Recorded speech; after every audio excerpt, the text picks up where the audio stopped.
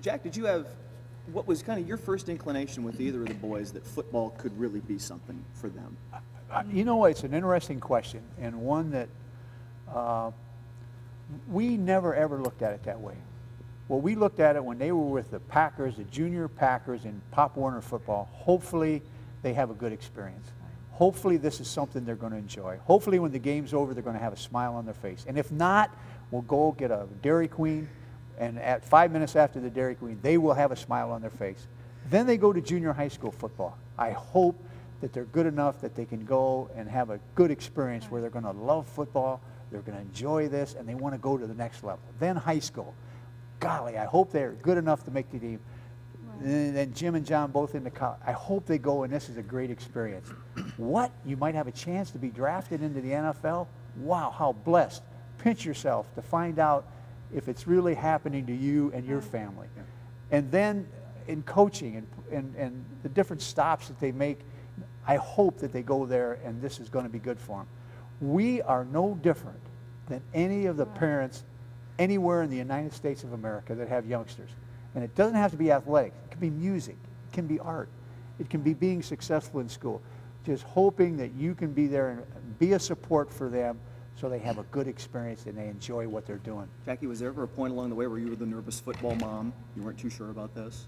Your boys playing football, you always kind of had confidence that this was going to be something for them? Well, I think when we moved to Ann Arbor and the junior Packers began, I had heard all those things about kids playing at too young of an age, so I told Jack, I said, I'm just going to go out and watch the practice and see what the coaches are like and how they handle the kids and everything. So I would go out and sit on the swings and watch practice. Well, that coaching team and the head coach happened to be Tom Minnick, and he had two boys playing. And I came home and I said to Jack, this is fine, Jack. They're great guys. They're coaches. They seem like they're concerned about the kids, and I think this is going to be okay. It'll be fine. And that's what Joni was saying. After that, we became great lifetime friends with the Minnicks, and so our boys are friends with them. Jim with Jimmy Minnick, and John with Jeff and John Minnick. So it was a great experience. And as Jack said, we didn't think about college scholarships or NFL or anything like that. It was a daily process in our lives, and you weren't constantly thinking about, well, my son's going to be in the NFL or whatever. We didn't think that when we went to games. Yeah. I want to fast forward to Jim's time with the Colts, that first time in the AFC title game against the Steelers, when they got that close to making the Super Bowl. When they fell short that first time, what do you remember Jim's reaction being to that first experience of being so close to the Super Bowl? If you remember back, that was the signature years for Jim's professional career, that experience in Indianapolis. And that year, the way it all played out, the magic of that year, captain comeback type thing, all the different, the winning there. Ted Marchibroda was the right man for Jim. He just said, Jim, let it rip. And Jim just allowed himself to, I'm just going to play within myself, but I'm going to go out and I'm going to rip. I'm going to let it rip. And it fell into place. But I couldn't go to that game, the Pittsburgh game. Jackie went. So I'm at home by myself because we had a recruiting weekend down at Western Kentucky. And the ball was thrown from 26-yard line. Aaron Bailey, by the way, is from Ann Arbor, Michigan. Pioneer High School, the same place that John played. The ball was in the air, and it came down, and it landed on his chest, and it stayed there for a little while, and then it kind of rolled. To this day, Jackie believes, contrary to visual evidence, that ball was caught and never hit the ground. But we all know that it did touch the ground. Yeah. But again, no, we all don't know that. She's sticking to her story on this one. but it was a magic time, and Indianapolis was so right for Jim. The fans and the people, the coaching staff, and Ted Marchibroda and all those people. It was the right time for him. Take me forward to the first. I want to talk about the first game the boys played against each other here, the Thanksgiving game previously.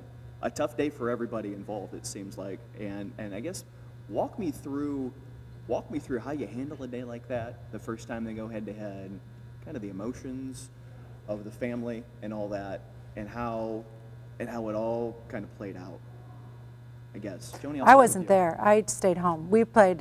We had Thanksgiving. Right. It was hard to get there on the short notice, and my son was supposed to play in a tournament here in town, a basketball tournament on Saturday morning. So it just was too much to do all that. So I chose to not do it and sat on the couch. And I, for the first time, watched a football game with no.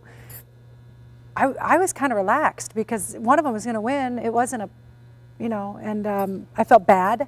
When you see their on the sidelines, you feel a tug one way or the other. But when you're watching the game, you just are watching a football game. Can you kind of agree with that, Jackie? That it's just a game, but you have all this extra going on with it, though. It's a game, but I felt that both teams were going to really be well prepared, and that once the game started, it would be up to the players on the field, however that game was going to turn out, and that they would both really play hard. And of course they both wanted to win. That's what it's all about. And my wish, of course, was, could this please end in a tie? Which I would hope the Super Bowl would too, but I know it isn't going to. Yeah. So. Jack, when you see them on opposite sidelines, what in your head do you think is going through the mind of each Jim and John? The team, the team, the team. How can we put our team in the best position to have success? And this goes all the way back to Bo Schembechler at the University of Michigan back when we went there in 1973. John's first interview with the Ravens, they asked him, what's the first thing you're going to do? He said, the team. And the second thing will be the team. And the third thing will be the team. And look right over your left shoulder, if you would. The team, the team, the team. And I think that's every coach. Every coach, his charge to his team is to give them the best opportunity for success.